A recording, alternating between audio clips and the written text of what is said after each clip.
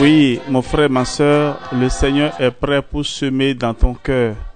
Est-ce que ton sillon est déjà prêt pour recevoir la semence? Bienvenue à vous tous pour notre méditation de ce jour. La vie eucharistique à l'exemple des saints, c'est le thème qui nous réunit depuis le début de ce mois et nous sommes aujourd'hui à la 25e méditation. Et nous voulons donc dire vraiment merci au Seigneur pour tous les enseignements reçus, pour l'Esprit Saint qui nous a guidés. Parlant toujours de la présence réelle de Jésus dans l'Eucharistie et les visites au Saint-Sacrement, l'adoration, nous avons encore quelques exemples de saints à donner. Et c'est pourquoi nous bénissons le Seigneur pour cette rencontre. Alors, à propos de l'intensité du recueillement durant l'adoration, voici ce qu'arriva à Contardo Ferrini, professeur à l'université de Modane. Entré dans une église pour une visite au Saint-Sacrement, il fut tellement absorbé en adoration, le regard fixé sur le tabernacle, qu'il ne s'aperçut pas qu'on lui volait son manteau de dessus ses épaules. Même un éclair ne pourrait la distraire, disait-on de Sainte Marie-Madeleine Postel, lorsqu'on la voyait recueillie durant l'adoration eucharistique. Par contre, il arriva à Sainte Catherine de Sienne de se laisser distraire au passage d'une personne près d'elle. La sainte se reprocha tellement cette distraction d'un instant qu'elle pleurait en disant « Je suis une pécheresse, je suis une pécheresse ». Comment ne pas avoir honte de notre propre comportement, frères et sœurs bien-aimés?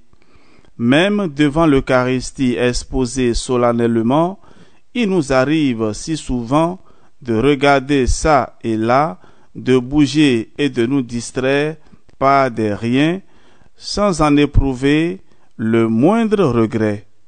Et cela est terrible, frères et sœurs. La délicate affection des saints. Et les saints nous apprennent vraiment à avoir un grand respect et pour Jésus dans le très saint sacrement.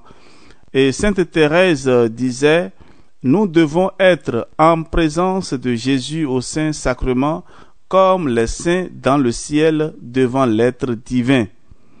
Ainsi les saints se comportaient, et nous aussi, quel doit être notre comportement à l'église ou devant le Saint-Sacrement, frères et sœurs. Le curé d'Ars adorait le Christ Eucharistie avec une ferveur et un recueillement tel que les fidèles étaient convaincus qu'ils voyaient Jésus en personne. Il se disait la même chose de Saint Vincent de Paul, il voit Jésus. Et voilà. Il en était de même pour Saint Pierre Julien Aymar, l'apôtre incomparable de l'adoration eucharistique. Padre Pio en fut l'imitateur.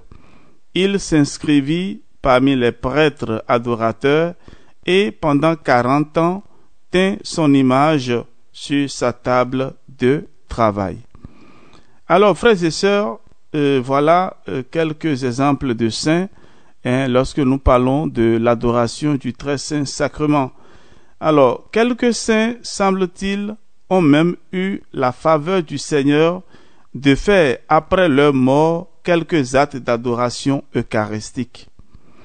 Sainte Catherine de Bologne, décédée depuis quelques jours, se souleva pour adorer le sacrement de l'autel.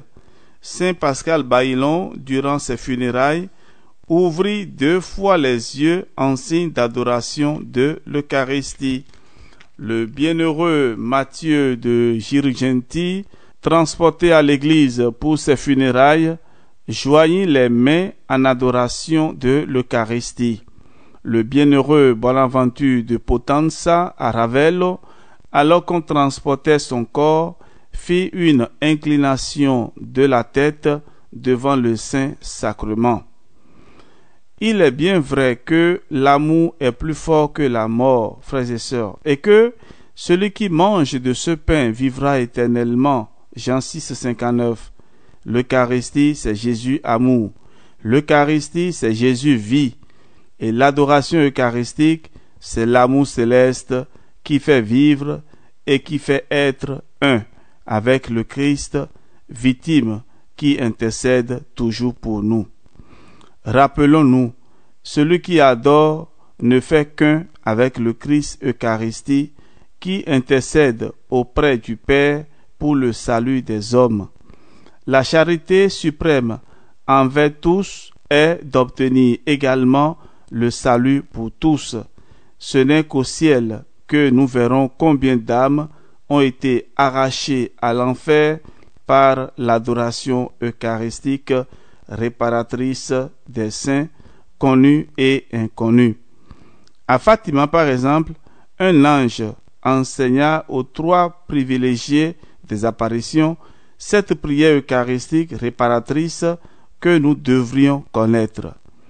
Très sainte Trinité, Père, Fils et Saint-Esprit, je vous adore profondément et vous offre les très précieux corps, sang, âme et divinité de notre Seigneur Jésus-Christ, présents dans tous les tabernacles du monde, en réparation des péchés dont il est lui-même offensé. Par les mérites infinis du Sacré-Cœur de Jésus et du cœur immaculé de la Vierge Marie, je vous demande la conversion des pécheurs. Voilà donc la prière que l'ange a enseignée aux 3 petits bergers de Fatima. Alors, frères et sœurs, l'adoration eucharistique est l'extase de l'amour divin et elle est l'action la plus puissante pour le salut des âmes. C'est pourquoi le père Maximilien-Marie Kolbe, le grand apôtre marial, avant toute fondation, avant de procurer des cellules à ses confrères, voulut qu'on construisît d'abord la chapelle, puis commencer aussitôt l'adoration perpétuelle du Saint-Sacrement exposé. Un jour, en Pologne, alors qu'il accompagnait un homme en visite à la cité de l'Immaculée, arrivé à la grande chapelle de l'adoration, il lui indiqua de la main le Saint-Sacrement et dit « Toute notre vie dépend d'ici ».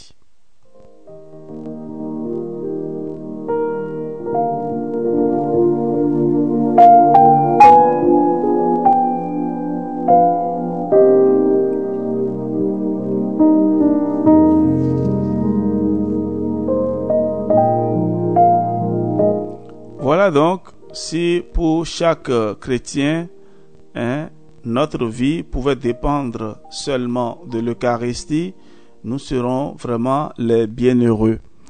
Alors, frères et sœurs, le frère stigmatisé du Gargano, vous imaginez déjà de qui il s'agit, Padre Pio de Pietrelcina, auprès de qui accouraient des foules de tous les continents, après ces longues heures quotidiennes de confessionnal, passait tout le temps disponible de sa journée et une grande partie de ses nuits près du tabernacle en adoration avec la Vierge Marie, récitant rosaire après rosaire. Un jour, l'évêque de Manfredonia, Monseigneur Cesarano, descendit au couvent pour y faire ses 8 jours de retraite. Chaque nuit, l'évêque avait l'habitude de se lever pour aller prier à la chapelle, souvent à des heures différentes. Il trouvait toujours Padre Pio en adoration.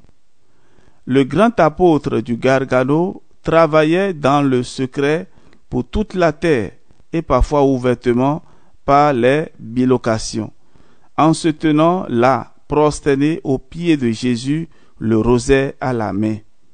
D'ailleurs, Padre Pio disait lui-même à ses fils spirituels: quand vous voulez me trouver, venez près du tabernacle.